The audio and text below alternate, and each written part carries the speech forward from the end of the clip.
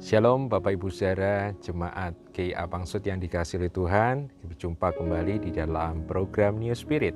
Dan pada pagi hari ini saya hendak masih melanjutkan kembali tentang apa yang sudah saya sampaikan dalam program New Spirit yang sebelumnya, yaitu tentang bagaimana bahwa situasi dan kondisi yang kita alami hari-hari ini seringkali orang mengatakan bahwa itu membuat imannya menjadi lemah, pengharapannya menjadi lemah atau pengharapannya menjadi hilang. Nah, pada pagi hari ini saya ingin membahas mengapa hal-hal itu terjadi. Mengapa banyak iman orang-orang percaya dan pengharapan orang-orang percaya menjadi lemah dan kemungkinan menjadi pudar dan hilang.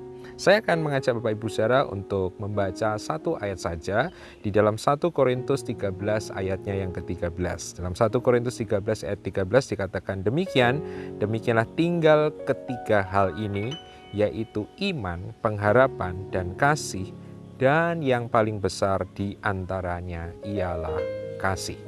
Saya merenungkan ayat ini dan saya berpikir kejadian atau problema yang banyak terjadi dalam kehidupan anak Tuhan, mengapa imannya menjadi lemah, mengapa pengharapannya menjadi pudar di masa-masa yang sulit ini, seringkali adalah karena mereka membangun dengan cara yang salah.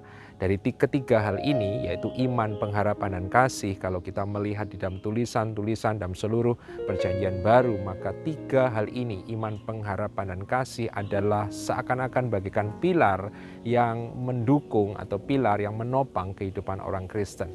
Hanya saja menjadi permasalahan adalah bagaimana cara kita meletakkan ketiga hal ini, bagaimana cara kita membangun ketiga hal ini antara iman, pengharapan, dan kasih. Jadi saya mengatakan bahwa ada banyak iman anak-anak Tuhan, pengharapan anak-anak Tuhan yang menjadi lemah karena cara membangunnya, cara meletakkannya yang salah. Cara meletakkan yang salah bagaimana? Yang pertama saya mengatakan adalah banyak orang membangun dengan fondasi yang paling dasarnya itu adalah dasar pengharapan. Lalu di atas dasar pengharapan dia meletakkan iman, dan di atas iman dia meletakkan kasih. Dan menurut saya cara membangun seperti ini yang mengakibatkan kenapa ada banyak kehidupan anak-anak Tuhan itu menjadi lemah. Apa yang saya maksudkan adalah begini. Apa yang dimaksudkan ketika saya mengatakan bahwa fondasi yang paling dasar ada pengharapan. Ada banyak orang beriman kepada Tuhan berdasarkan pengharapan. Ya, maksudnya, saya mengharapkan Tuhan melakukan ini. Saya berharap Tuhan akan menjawab doa saya seperti ini. Dan kemudian dia meletakkan imannya di atas itu. Kalau Tuhan menjawab pengharapan saya, kalau Tuhan memberikan pengharapan saya tentang ini, maka saya akan beriman kepada Tuhan. Dan di atas dasar iman itu dia meletakkan kasih. Artinya ketika dia kemudian mendapatkan apa yang ia harapkan itu dengan imannya itu, dia kemudian merasakan kasih yang luar biasa. Dia merasakan, wah Tuhan itu begitu baik, Tuhan itu luar biasa kepada saya. Nah, apa yang terjadi saat pengharapan itu kemudian apa yang dia harapkan itu, misalnya dia berharap A dan dia tidak mendapatkan itu, maka yang terjadi adalah imannya menjadi lemah. Kemudian yang berikutnya kasihnya kepada Tuhan menjadi luntur. Nah, kalau dengan demikian sebenarnya bagaimanakah formulasi yang benar? 1 Korintus 13 ayat 13 dan bagian yang terakhir mengatakan dan yang paling besar di antaranya ialah kasih. Jadi harusnya menurut saya fondasi yang paling dasar bukanlah pengharapan, tapi fondasi yang paling dasar itu adalah kasih. Dan kemudian ada iman dan pengharapan. Saya mengajak Bapak Ibu Saudara untuk melihat di dalam Ibrani 11 ayat yang pertama.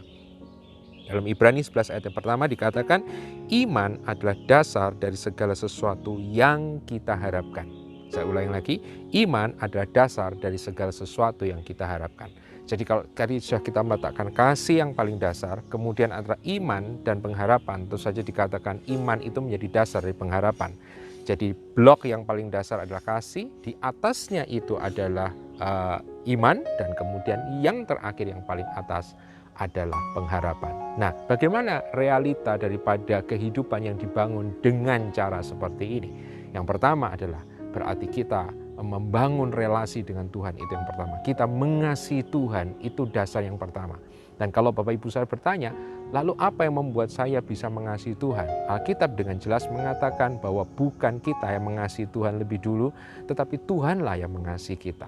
Jadi bagaimana cara kita bisa mengasihi Tuhan? Maka kita harus melihat sebuah pewahyuan, pernyataan dalam firman Allah bahwa Allah telah mengasihi saya. Dan mungkin Bapak Ibu saya bertanya, apa buktinya Pak kalau Allah itu mengasihi saya? Rasul Yohanes mengatakan dalam surat yang pertama, dia mengatakan inilah kasih itu, yaitu bahwa Allah memberikan anaknya yang tunggal kepada kita, supaya setiap kita yang percaya tidak binasa. Yang artinya bahwa the sign of love, tanda kasih Allah atau bukti kasih Allah kepada kita, bukan dilihat dari apakah kita sembuh, apakah kita mengalami pemulihan atau tidak. Tentu saja itu bukti kebaikan Tuhan, tapi Alkitab memberikan satu fondasi yang sangat kokoh, yaitu apa? Bahwa Kristus telah mati bagi kita. Dengan dasar itulah kita membangun kehidupan rohani kita, yaitu kita mengasihi Allah, kita mengasihi Tuhan. Kenapa? Karena Tuhan telah mengasihi kita dengan cara Ia memberikan anaknya bagi setiap kita. Dan dengan dasar kasih itu kemudian kita belajar untuk apa? Untuk berharap kepada Tuhan. Karena apa? Karena setelah kita melihat pewahyuan kasih Allah di atas kayu salib, tentu saja kemudian kita belajar dari situ untuk apa? Untuk beriman, untuk percaya bahwa Allah itu adalah Allah yang baik, bahwa Allah itu adalah Allah yang kasih, bahwa Allah itu adalah Allah yang bekerja dalam segala sesuatu untuk mendatangkan kebaikan bagi kita. Paulus mengatakan, jikalau Allah ada di pihak kita, siapakah yang dapat melawan kita? Keyakinan iman itu muncul keluar daripada pewujudan atau penyataan kasih Allah kepada kita. Dan di atas iman itulah kemudian kita meletakkan pengharapan kita. Jikalau Allah itu baik bagi saya, jikalau Allah itu telah memberikan Yesus putranya yang tunggal kepada kita, maka kita belajar untuk apa? Berani berharap, mengharapkan sesuatu yang baik akan terjadi dalam kehidupan kita. Ini yang dikatakan Paulus, jika Allah tidak menyayangkan anaknya yang tunggal kepada kita, anaknya satu-satunya yang berharga telah diberikan kepada kita, bagaimana Ia tidak akan mengaruniakan segala sesuatu bagi kita. Dan saya percaya inilah cara membangun yang benar, yaitu kasih, dan di atas kasih itu kita meletakkan iman, dan di atas iman itu kita meletakkan pengharapan. Oleh karena itu saya percaya bahwa pesan hari-hari ini adalah bagaimana kita harus belajar untuk membangun sebuah relasi dengan Tuhan. Karena saya percaya kasih berbicara relasi. Bagaimana hari-hari ini kita harus membangun relasi yang karib dengan Tuhan berdasarkan penyataan kasih Allah di atas kayu salib bagi setiap kita. Kemudian saat kita betul-betul memahami wahyu kasih Allah ini, kita kemudian belajar untuk mempercayai Dia, belajar untuk mengenal karakter, dan dari belajar mengenal karakter itu kita belajar mempercayai Dia. Dan saat kita belajar mempercayai Dia itu, kemudian kita juga mulai berani belajar untuk berharap, menantikan hal-hal yang baik terjadi dalam kehidupan kita.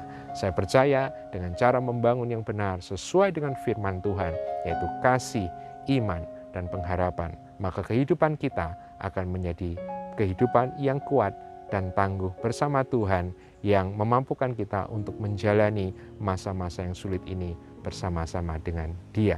Kiranya Tuhan memberkati kita, dan mari kita berdoa. Bapa, kami bersyukur buat firman-Mu pada pagi hari ini. Terima kasih Tuhan, karena Engkau telah mengajar setiap kami bagaimana kami harus membangun kehidupan kami dengan benar, dengan cara meletakkan dasar kasih kami kepada Engkau. Kemudian kami belajar untuk mempercaya Engkau, dan kami belajar di atasnya, kami berharap kepada Engkau. Dan kami percaya bahwa Engkau mengasihi kami, bukan kami yang mengasihi Engkau, tapi Engkau yang lebih dahulu mengasihi kami. Itulah yang memampukan kami untuk mengasihi Engkau. Dan bukti kasih-Mu itu adalah Yesus Kristus telah mati bagi setiap kami. Oleh karena itu biarkan dalam masa-masa sulit, masa-masa sukar, saat iman kami mulai goyang, saat pengharapan kami mulai pudar, kami kembali lagi ke atas di kayu salib Kristus. Kami melihat Yesus Kristus, korban yang sempurna, perwujudan kasih Allah yang sempurna itu bagi setiap kami. Bapa, kiranya Engkau memberkati setiap Bapak Ibu saudara rekan-rekan yang mendengarkan New Spirit pada pagi hari ini. Biarkan pengurapan Allah yang segar, kekuatan yang baru, semangat yang baru, kiranya Tuhan memberikan kepada setiap orang yang mendengarkan New Spirit pada pagi hari ini. Terima kasih Bapa, kami mengucap syukur di dalam nama Tuhan Yesus Kristus. Amin. Dan kiranya sampai berjumpa kembali di dalam program New Spirit, dan senantiasa mendapatkan semangat yang baru bersama dengan Tuhan. Kiranya Tuhan memberkati. Amin.